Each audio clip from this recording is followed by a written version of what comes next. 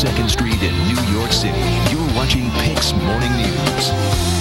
All right, so you're on the right track to live a longer, healthier life, right? You work out, you eat healthy, you don't smoke, but you may want to add getting your routine screening tests to that list. And here with some important ones, depending on your age, your health, and your family history.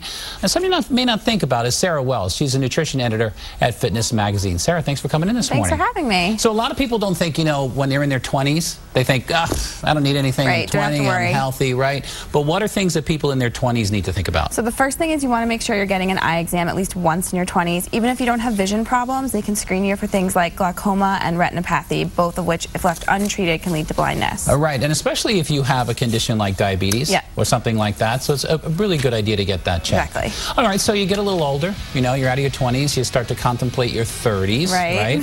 What are some things that people want to think about in their 30s? In your 30s, you want to make sure that you get a thyroid check at least once around age 35.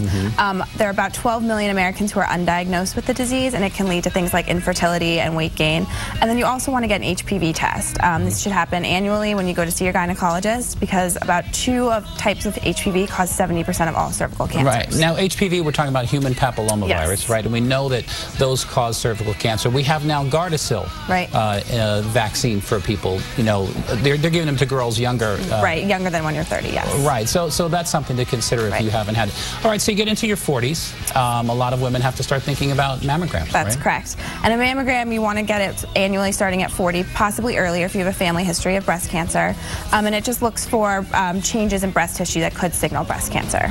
Right, because early detection, of course, is key. Mammogram is important. Self-exam also still important. What else besides that? Then you also want to be getting your blood sugar checked. Around this age, diabetes can start to catch up with you.